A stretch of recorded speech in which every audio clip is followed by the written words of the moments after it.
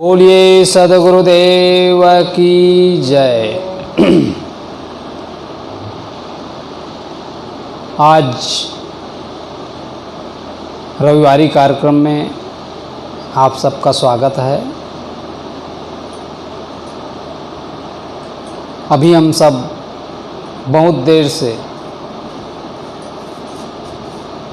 भजन श्रवण कर रहे थे।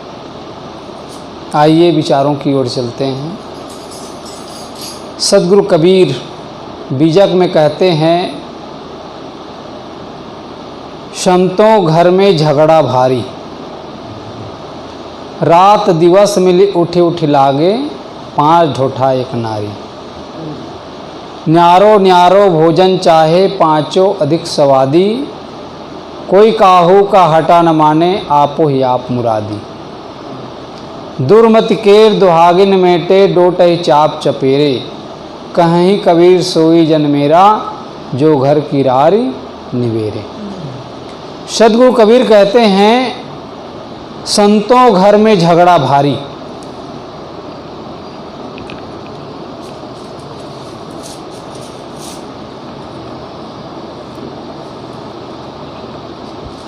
इस संसार में बड़ा भारी झगड़ा मचा हुआ है। थोड़ा मोड़ा झगड़ा नहीं, सदगुरु कबीर विशेषण लगाते हैं भारी। बड़ा भारी झगड़ा मचा हुआ है। सदगुरु कबीर ने जो बात की वो केवल उस समय की बात नहीं थी, वो आज भी लागू हो रहा है। भयानक झगड़ा हो रहा है, द्वंद्व में मचा हुआ है। आप देख रहे हो ना क्या दशा हो रही है। तो सदगुरु कहते हैं, संतों घर में झगड़ा भारी। इस संसार में बड़ा झगड़ा मचा हुआ है। संत किसे कहते हैं? संतों कहिए श्रोता, जो सुनने वाला है उसको भी संत कहते हैं। संतों कहिए श्रोता। संतों शांत स्वरूप, जो शांत है, जो अपने आप में है, उसको भी संत कहते हैं। संतों कहिए श्रोता, संतों शांत स्वरूप। संतों कहिए जीव को,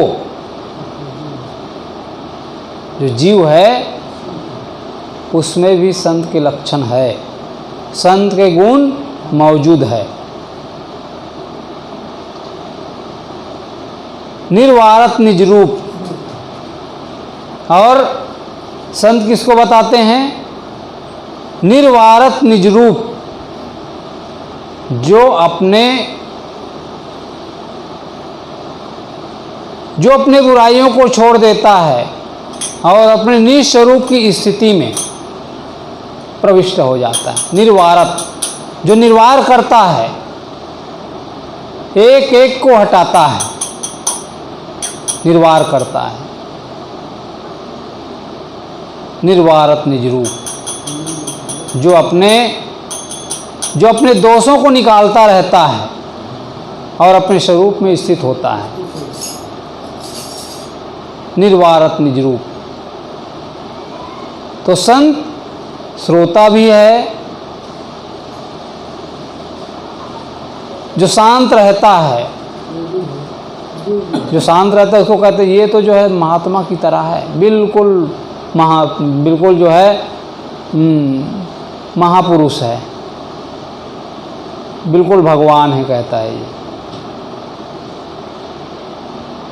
तो यहाँ पर सदगुरु कबीर कहते हैं, संतों घर में झगड़ा भारी। इस घर में बड़ा भारी झगड़ा मचा हुआ है। यहाँ पर सदगुरु कबीर घर कहते हैं। घर क्या है? घर ये जो सीमेंट, ईंटा, चूना, पत्थर का जो बना है, इस घर की बात नहीं करते सदगुरु कबीर। सदगुरु कबीर किस घर की बात कर रहे हैं? ये घर की बात करते हैं। ये जो शरीर है ना, शरीर भी एक घर है जो 5 तत्वों से निर्मित है और इसमें बैठा जीव है। इसमें झगड़ा है, यहाँ झगड़ा मचा हुआ है। झगड़ा को हम करेंगे, ये झगड़ा है, संतों घर में झगड़ा भारी, भारी बड़ा भारी झगड़ा मचा हुआ है। द्वंद मचे हैं।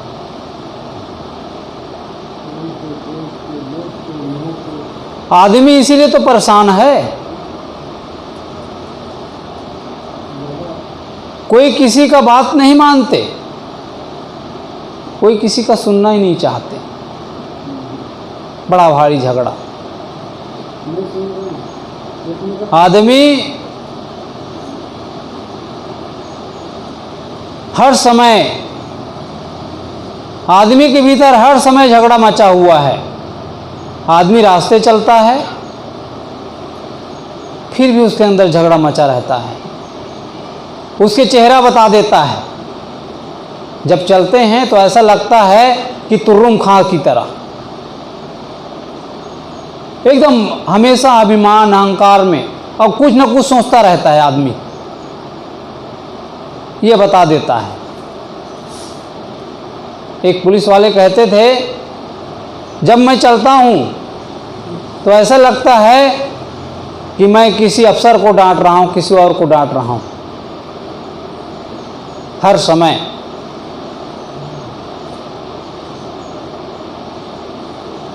तो उनके जो चेहरा है, चेहरा बता देता है।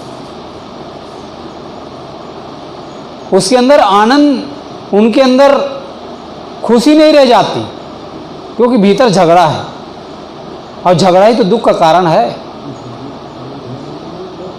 हर समय मचा हुआ है झगड़ा। बाहर का झगड़ा कुछ समय के बाद शांत हो जाता है, लेकिन भीतर का झगड़ा ही आदमी को अशांत करता रहता है, दुखी करता रहता है, परेशान करता रहता है। लेकिन आदमी करता क्या है? बाहर के झगड़ा को भीतर ले आता है, इसलिए द्वंद्व मचा हुआ है। परिवार में आप देख लीजिए, कोई आदमी दुकान करता है, दुकानी कर रहा है, झंझट हुआ ग्राहक से, वहां तो जो है सह लिया, लेकिन घर में पत्नी पर बरस पड़े, घर में बच्चों पर बरस पड़े। कोई आदमी अफसर है, उससे और बड़ा है, उन्होंने उसको धमकाया, वहां तो चुप रहना पड़ेगा, मजबूरी है। लेकिन जब घर में आए, पत्नी को बोले चाय बना कर लाओ, पत्नी थोड़ा देरी कर दिए, और वहां का गुस्सा यहाँ निकालना शुरू कर दिए। तो बाहर के झगड़ा हम भीतर लाते हैं, इसी कारण से हमारे घर परिवार में अशांति होती है। वह व्यक्ति कभी सुखी नहीं हो सकता। तो सदगुरु कहते हैं, संतों घर में झगड़ा भारी। झगड़ा के मूल में कोई बहुत दम नहीं रहता, लेकिन इतना बड़ा मुद्दा बना लेता है आदमी कि वह जो है परेशान होता है। कहते हैं कि जापान के 2 शहर में बम गिराया गया, नागासाकी और हिरोशिमा।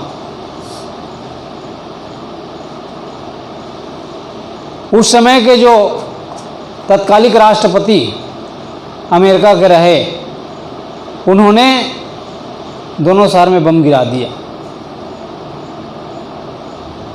आज भी वहाँ के लोग पंगु पैदा होते हैं। छोटी सी बात को लेकर आदमी इतना बवाल मचा देता है। अभी देख रहे हो ना दुनिया में क्या हो रहा है, यही तो हो रहा है।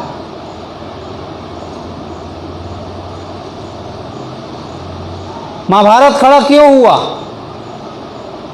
छोटी सी बात, वही महाभारत बना दिया।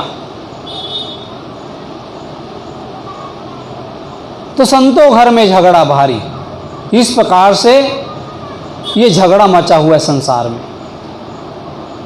संतों घर में झगड़ा भारी, रात दिवस, रात दिन, रात दिवस मिली उठी उठी लागे। रात दिन उठ करके रात दिन उठ करके जो है झगड़ा करते रहते हैं। रात दिवस मिली उठी उठी लागे, 5 ढोठा एक नारी। ये 5 ढोठा क्या है? 5 ढोठा है 5 लड़के। ये 5 लड़के क्या है? ये 5 लड़के हैं 5 ज्ञानेंद्रियां,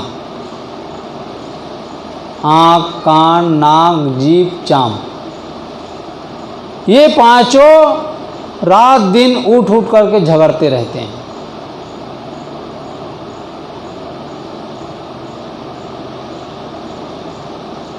आँख से आदमी रूप देखता है ना, कान से शब्द सुनता है, जीभ से स्वाद लेता है,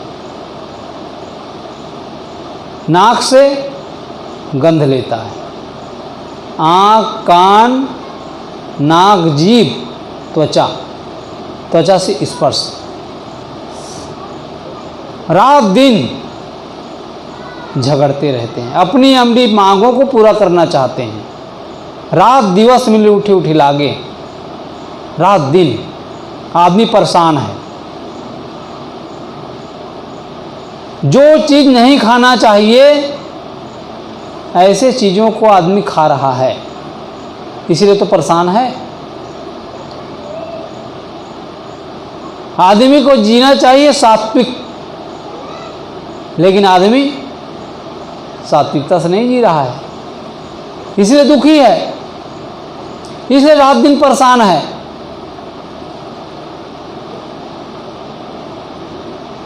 सादगी जीवन ही आदमी को सुखी कर सकता है। तो रात दिवस मिली उठी उठी लागे, रात दिन उठ उठ कर झगड़ते रहते हैं। आदमी कपड़ा भी पहनता है तो इतना भड़कीला, सात्विकता कहाँ रह जाती है। खाता है एकदम मिर्च मसाले ही खा रहे हैं, सात्विकता नहीं जीवन में, तो आदमी बीमार तो पड़ेगा।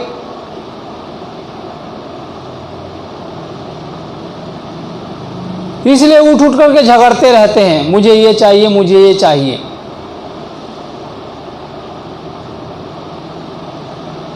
न्यारो न्यारो भोजन चाहे, अलग अलग भोजन चाहिए। जैसे कोई माता हो, उनके 5 बच्चे हो, और कोई कहे कि मैं मालपुआ खाऊंगा,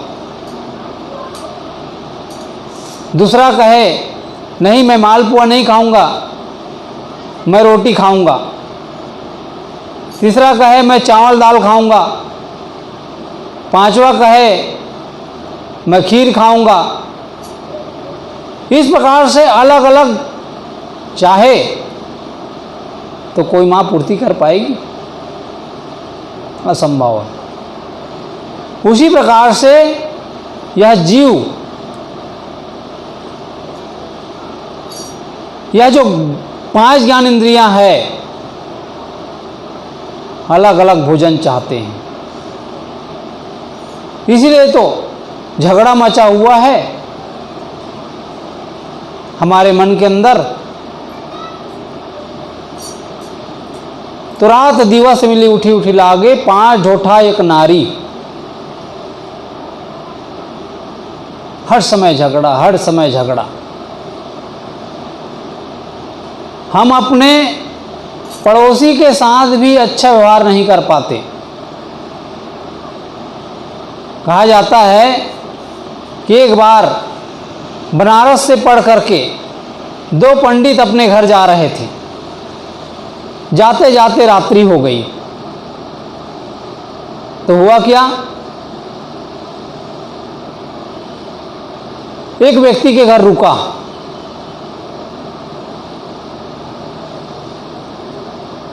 एक भोजन बनाने लग गए, दूसरा स्नान करने के लिए चले गए। जो घर का मालिक है उसने कहा कि अच्छा ये बताओ, तुम्हारे जो साथी हैं वो कितने विद्वान हैं? उसने कहा क्या खाक विद्वान है वो? पूरे बैल है। थोड़ी देर के बाद वह पंडित जो स्नान करने गया था वो स्नान करके आया और वह भोजन बनाने लग गया। और जो भोजन बना रहा था वो स्नान करने चला गया। गृहपति ने फिर पूछा, जो भोजन बना रहा था दूसरा, पहला वाला तो स्नान करने चला गया। दूसरे से पूछा, अच्छा ये बताओ तुम्हारे मित्र जो है कितने विद्वान हैं? उसने कहा वो तो पूरा गधा है, पूरा गधा। जब दोनों भोजन में बैठे तो गृहपति दोनों के लिए एक टोकरी में घास लाया, एक टोकरी में भूसा ले आया, लो खाओ। पंडित ने कहा, पंडित से वो लोग कहने लगे ये क्या है? उसने कहा बैल और गधा क्या खाता है? घास और भूसा ही तो खाता है, तो खाओ। तो आदमी जो है एक दूसरे की प्रशंसा तक नहीं कर सकता, एक दूसरे को समझ नहीं सकता। इसी कारण से झगड़ा मचा हुआ है जीवन में।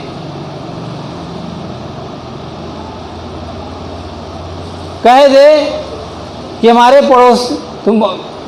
तुम्हारे जो पड़ोसी है बड़े विद्वान है, तो कहते हैं क्या खाक विद्वान है?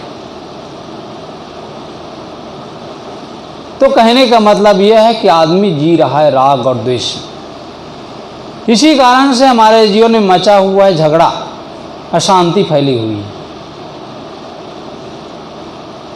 तो रात दिवस मिली उठी उठी लागे, 5 ढोठा एक नारी। ये नारी क्या है? ये नारी है माया। और माया क्या है? माया है मन का मोह। आदमी मन के मोह में तो फंसा हुआ है। माया कोई वस्तु नहीं है, स्त्री माया नहीं है, पुरुष माया नहीं है, धन जमीन जायदाद माया नहीं है। ये जो हमारे मन की जो आसक्ति है ना, मन से जो मान रखे हैं, वो माया है। वही व्यक्ति को दुख दे रहा है, आसक्ति, फसावट, चिपकाहट। इसी कारण से आदमी दुखी है, इसी कारण से आदमी परेशान है। माया कोई आकाशीय शक्ति नहीं है जो आप पर कूद पड़े, जो आपको दुखी करता हो। माया कोई आकाशीय शक्ति नहीं है, माया है मन का मोह। मन के मोह के कारण ही हम दुखी हैं, हम परेशान हैं। तो सद्गुरु कबीर कहते हैं, रात दिवस मिली उठी उठी लागे, 5 ढोठा एक नारी। ये रात दिन झगड़ते रहते हैं, रात दिन। तो आदमी सुखी कैसे हो सकता है? सुखी हो ही नहीं सकता। न्यारो न्यारो भोजन चाहे, 5 अधिक स्वादी। अब 5 अधिक स्वादी हैं, आँख से रूप देखना चाहता है, कान से शब्दों को सुनना चाहता है, रसीले रसीले शब्दों को, जीभ से नहीं खाने योग्य चीज़ों को खाता है, नहीं पीने योग्य चीज़ों को पी रहा है, तो शांत तो होगा, दुखी तो होगा ही। तो न्यारो न्यारो भोजन चाहे पांचों अधिक स्वादी, कोई काहू का हटा न माने, कोई किसी का कहा नहीं मानता है एक दूसरे का। आप ही आप मुरादी, सब अपने अपने इच्छाओं की पूर्ति करना चाहता है। यही तो हो रहा है, इसी कारण से दुखी है आदमी। आदमी जो है बीड़ी पी रहा है, तंबाकू खा रहा है, गलत गलत चीज़ों को खा रहा है, इसी कारण से आदमी दुखी है।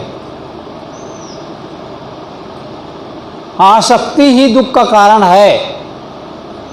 जो व्यक्ति आसक्ति में फंसा हुआ है वही उनको दुख दे रहा है।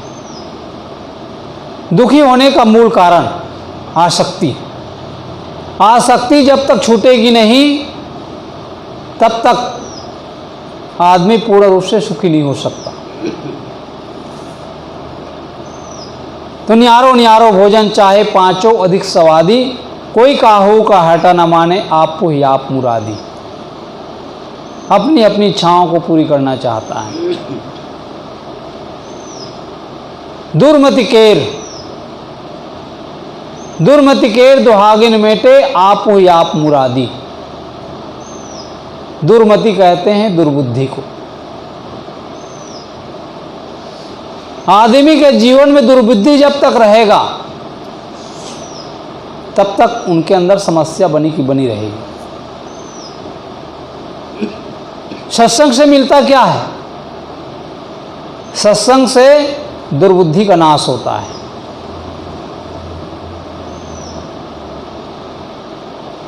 सत्संग से मिलती है सद्बुद्धि, लेकिन मिलेगी कब? जब आदमी अपने दुर्बुद्धि को समझेगा। दुर्बुद्धि को समझेगा और अपने अंदर जो बुराइयां हैं, अपने अंदर जो दोष है, उनको जब तक नहीं मिटाएगा तब तक जीवन में सद्बुद्धि नहीं आ सकती। सद्बुद्धि का समावेश नहीं हो सकता है। लेकिन आदमी चलता है उल्टा। इसी कारण से आदमी के जीवन में दुख जो है बना का बना ही रह जाता है। कितनों आदमी सत्संग सुन ले, कितनों कुछ भी कर ले, लेकिन जीवन में दुर्बुद्धि है तो काम नहीं करेगा। कौवा जो है अपने बेटे को बता रहा था कि बेटा देखो, कोई आदमी झुके तो समझ जाना कि वो तुम्हें मारने वाले हैं। उसने कहा, बच्चा ने, कि पिताजी यदि वो पहले से जेब में रख लिया हो तो? ढेला। देखो, बाप से ज्यादा होशियार।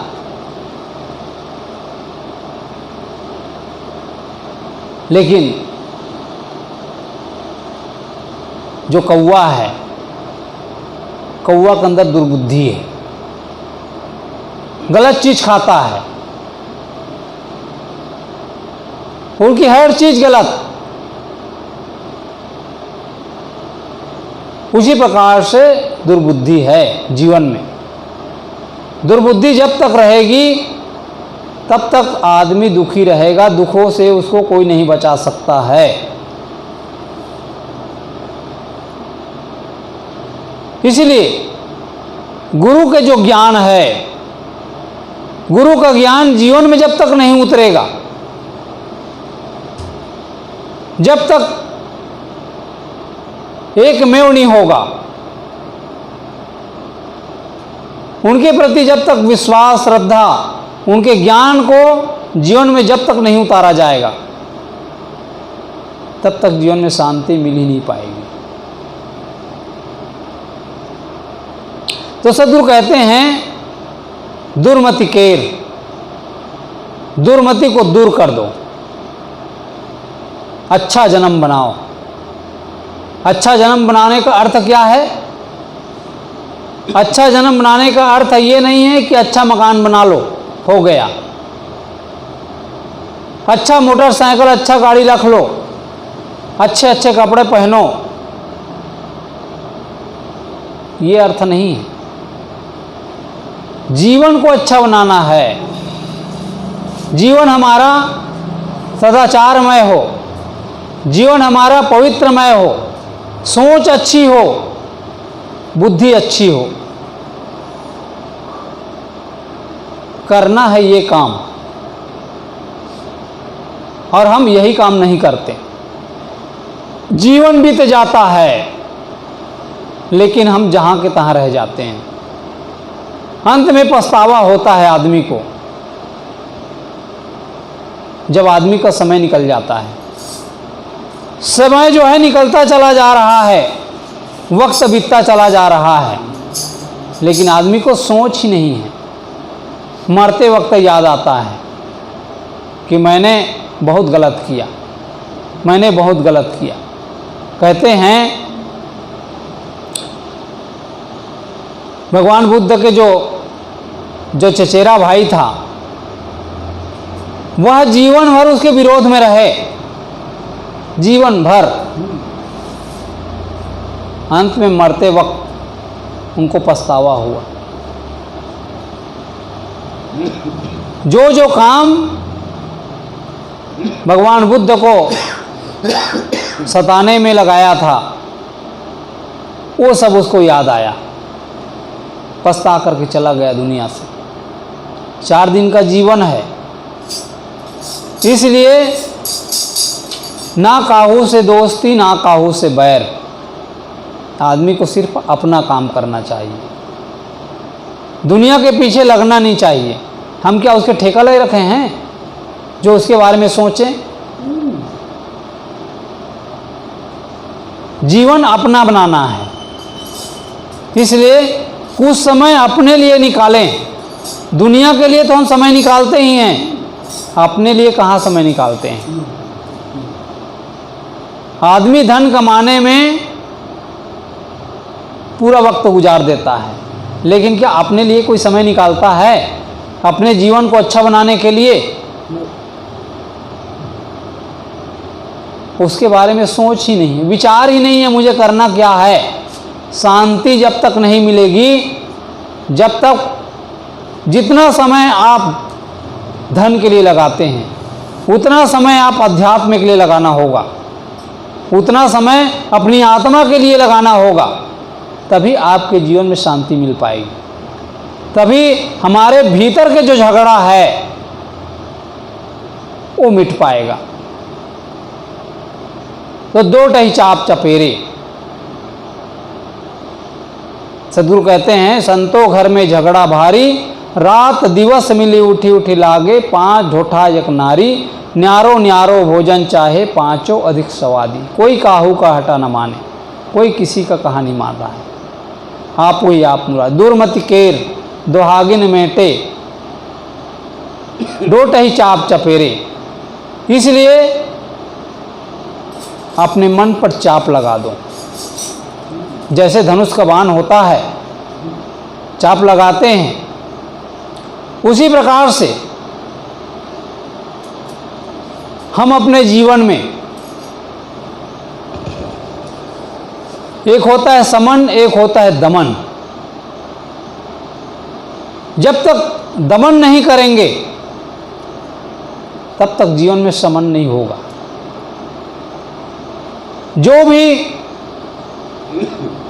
जो भी हमारे मन में आए वो सब काम हम नहीं कर सकते। मन को कंट्रोल में रखना होगा। मन ही तो आदमी को परेशान कर रहा है, मन ही से दुखी हैं। जो काम हमारे, जो विचार हमारे मन में आते हैं उनको हम पूरा नहीं कर सकते।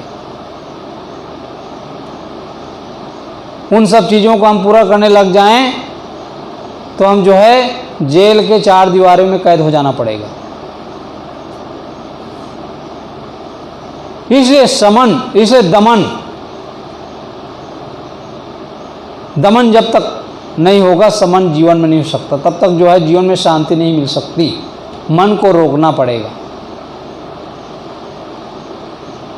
मन को अच्छा बनाना है, मन से ही सुखी होना है। तो दो टही चाप चपेरे, कहीं कबीर सोई जन मेरा। कबीर साहब कहते हैं वही व्यक्ति मेरा है, वही मेरा अनुगामी है, वही मेरा शिष्य है, वही मेरा मित्र हो सकता है जो घर की रार निबेरे, जो अपने घर के झगड़ा को मिटा दे, जो बड़ा भारी झगड़ा मचा हुआ है, खाने में, पीने में, बात व्यवहार करने में नहीं सह पाते, इसी कारण से झगड़ा मचा हुआ है। यदि जीवन में शांति चाहते हैं तो एक रस हो करके जो गुरु के बताए हुए मार्ग है उस पर हम जो है दृढ़ता के साथ चलें। सदगुरु कहते हैं वही मेरा अनुगामी है, जो बोलने के पहले ही काम कर लेता है वही व्यक्ति होशियार है, वही व्यक्ति समझदार है। तो वही मेरा अनुगामी है, वही मेरा शिष्य है जो मेरी बात को मानता है। कहीं ही कबीर सोई जन मेरा, वही मेरा भक्त है, वही मेरा अनुगामी है। केवल कंठी पहन लिया वो मेरा अनुगामी नहीं हो सकता।